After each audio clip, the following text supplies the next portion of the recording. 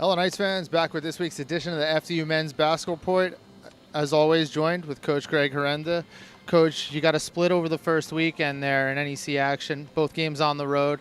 First, you went into LIU Brooklyn, picked up a double-digit win, and you got Mike Holloway, 27 points, 20 of which in the paint. I know that's been a big focus of this team, is try to get him more touches. How happy are you that it finally came to fruition in a big game for Mike?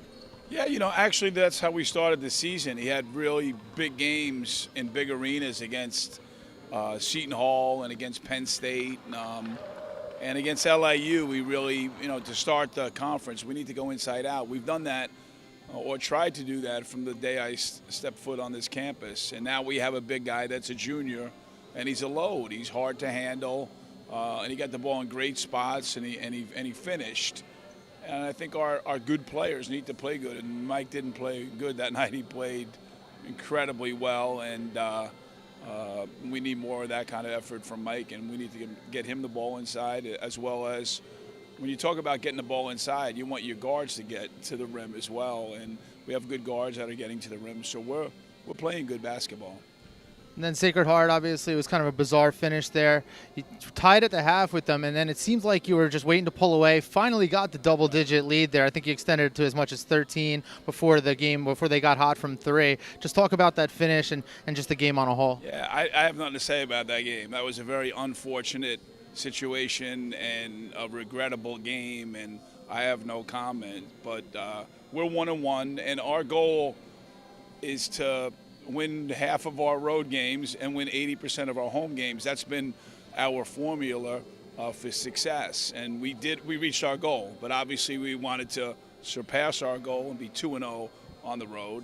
The year we won the championship, we were 8-2 on the road in the conference, and that's what you have to do. You have to win those games. But unfortunately, circumstances and craziness occurred, and we weren't able to finish that game. But we're 1-1, and now finally we're coming home. And I remember the Holy Cross game vaguely, but you have to kind of update me on that one, because it's been a month and a half since we've been at home, and we're very happy to be here. Yeah, you're back home for the first time since November 26th. The Princeton game was your last game here. So you had a 3-1 record and close to 4-0. That Princeton game dug a big hole at halftime, came all the way back and nearly came off. So you're very close to being 4-0 here at the Rothman Center. And now first you welcome in Central Connecticut State. You held them to 54 points a game last year. Very strong defensive. You won both those games. You've won 5 in a row against them. So it's a team that you've had success against, and now you're back here in your building. What's it mean? What are you looking forward to on Thursday? Well, they're better. They're really, really more experienced. They have a number of junior college basketball players that have some strength, have some toughness, and now, Danielle's been around the block a little bit, so after being in it for a year, I'll never forget telling him, Danielle, don't worry about it, man. This league, you can turn it around quickly, and he took my words right to his ears and into his heart. The team plays really hard. They've won a lot of road games. They're tough. They guard. So it's not the. I just told our team yesterday in practice, it's not the old Central Connecticut team that we played the last few years. This is a good basketball team, and they're 1-1 and we're 1-1. So it's early in this league. Everyone's figuring out that it's not going to be easy. So you just have to take every game and get after it, and especially at home, you have to win your home games. And historically here, we haven't been a great home team, but we're evolving into it. I think our home court is getting better. Our students aren't here. It's going to be freezing again in the Northeast, but hopefully we'll have a good crowd here. But I know our players will be excited to represent and attempt to win a game against a very, very good Central team. Definitely. And then temporarily you'll head back on the road for your next game. Right. That'll be against Wagner. And those games seem to always be must-watch. I mean, they always seem to come down to the wire. Big plays, Right. big shots, great atmosphere. And in the NEC, obviously, anyone can beat anyone. As you saw, Central beat St. Francis, PA in that first game. And Wagner was a team that really had a lot of success in the non-conference. Right. What are you looking ahead now as you look into that building at Wagner and another thrilling game against them? I mean, you can't look ahead. You really can't. You know who you're playing. It's obvious, but it's Wagner is, going into the league, they were playing the best basketball, and then they lose to St. Francis. So it's, you can't, Brian took St. Francis, PA into overtime. Top to bottom, there are no easy games. And I know everyone says that. I was watching the Big 12 last night. There are no easy games there. The Big 10, the Big East. I have friends in all these conferences. And the days, I just remember back in the day, you would be able to say, okay, now we got these guys, we'll be okay. There are too many players now. There are too many players. There's too many good recruiters, too many good coaches, and there's no sneaking up on anybody. So if you play well, you have a good chance to win. It's not guaranteed, but if you don't play well, you're going to lose. So there's pressure, on our players, on the coaches, on it's college basketball. But there's nothing better. I mean, that's why we all do it.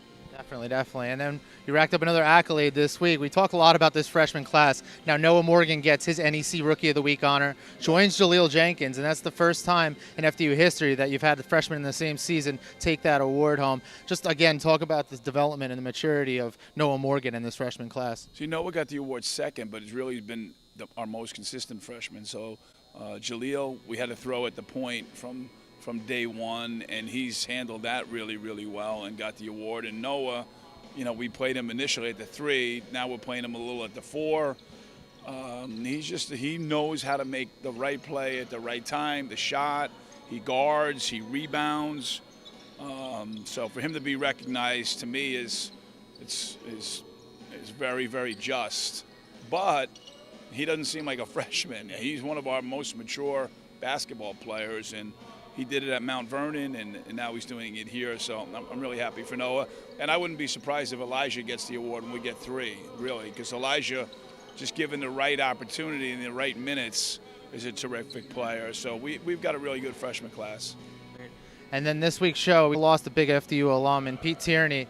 I know he's a guy that's near and dear to you and near and dear to this program. Right. This week's radio show, you're going to show the old episode you did with him from not too long ago. Just Right. talk about what he meant to this program and this university. No, I think what Pete Tierney meant to, he was a great basketball, tennis coach at Summit High School. He was a great player here. He was an assistant coach at Fairleigh Dickinson, and he was a Renaissance man. If you met him, you loved him, and you loved how he loved life and how he fought.